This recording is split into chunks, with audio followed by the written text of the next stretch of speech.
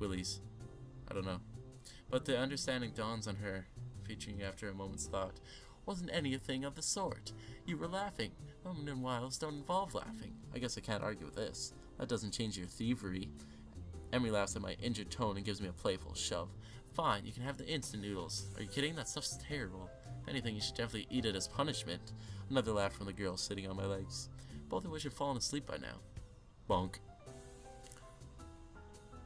I twitch one leg trying to wake it up, which has the intended effect of unbalancing Emmy, who falls to the side with a startled eep. Oops, sorry about that. Legs fell asleep on me. Emmy remains on the ground, giggling. I stand up a little shakily, feeling the nerves in my legs return to normal. My eyes wander over the scenery before fixing on the figure of Emmy, who has yet to get up. Her hair is splayed out across her head, her arms spread wide, and laughter is bubbling up through her mouth. Everything about Emmy seems so condensed into this one image. Her energy, her spirit, her childish giggling. The urge to lay down on the grass with her rises swiftly from the back of my mind to the forefront of my thoughts. And indeed I am convinced that I would love nothing more than to do just that. Unfortunately, the sun is set, and it's probably time for us to get back to the dormitories. While Emmy may be happy to stay out here all night, I don't think I have that ability.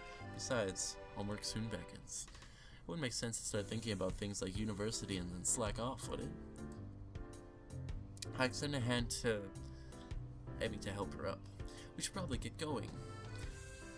Emmy makes a sour face. You're right.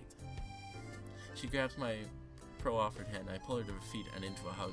This time I'm the one who kisses her, unable to resist having Emmy against me. Seems a shame to leave, you know. Yeah, it does. But if we don't get back to school soon, we'll probably get into trouble. Emmy pokes me in the ribs playfully. And you need to do your homework, I'm sure. Sadly, you're absolutely right. Threw my arm around her shoulders, and we make the trek back to the school, accompanied by my occasional belts of laughter as our conversation jumps from subject to subject. Everything from running to school to the peculiar way that one of the cafeteria workers smells. Ew. All too soon, we find ourselves outside the girls' dormitory building. Well, I guess I'll be going then. I guess so, huh? I can't talk anymore. Emmy grins at me again with that mischievous look. Are you going to be able to survive without me? I laugh. I'm sure I'll manage. How terrible. Aren't you supposed to say something like, I'll be counting the seconds you are away? Nah, I don't think so. Emmy pulls me down into a quick goodbye kiss and steps back, looking unexpectedly shy. Thanks for dinner. I really had fun. Honestly, I did. So did I. I think we shall have to do it again sometime. Emmy laughs at my deadpan delivery and nods. See you bright and early tomorrow morning, right? You've got to run off that bread after all. Of course, despite the fact that you ate most of it. Yes, despite that. See you later, Hisao. As Emmy turns to head inside, I notice something weird. Something so weird that I'm surprised I didn't notice it earlier. She's limping slightly, favoring the left leg. Hey, Emmy. Is your leg okay? Emmy looks confused, or at least faces confusion. What are you talking about? Your right leg. You're limping. There's the briefest flash of concern on Emmy's face. Either she didn't want me to know, or she didn't think I'd notice, or I prefer to think she just didn't realize it. Oh, that. She shrugs casually. Must have gotten knocked a little out of alignment during the picnic. No idea what would have caused that, of course. I think back to being pinned under the tree. Ah, you should have told me. We could have stopped and fixed it, you know. Emmy waves a hand airily. Nah, it's not that big of a deal. Don't worry about it, okay, Sal? It's fine. Why do I get the feeling that she's convincing herself as well as me? Yeah, I press her on it. Are you absolutely sure you don't want to go ahead and adjust it just before heading up the stairs? You get hurt if you don't, right? I said it was fine, Hisao. Seriously, don't worry about it. I've got some experience in these matters after all. Yeah, I suppose so. Emmy grins reassuringly. Honestly, Hisao, I appreciate the concern, but I really am okay. Now really, I need to get going. Your attempt to keep me around are doomed to fail. Heh, of course. Just prolonging the goodbye, I suppose. Another grin lights up Emmy's face. Good night, Hisao. Good night. As she limps inside, I find myself hoping she's okay, despite her assurances that she's fine. I think I could call this a successful first date. Hell, any date that ends with Emmy pinning me under a tree to kiss me can't be bad, can it? I don't think so, Hisao. I don't think so. I head back to my room, mentally thanking the gods that Kenji doesn't ambush me. Mentally thank the gods that Kenji didn't ambush me in the hallway and get started on my homework. Yeah, that'd be bad. He'd flip shit. Katawa show, hey show, kiss the girl, dun dun dun, dun dun dun. The morning is far too early for my taste. It doesn't help that I had trouble sleeping last night. There's simply too many things to think about. My mind has refused to slow down.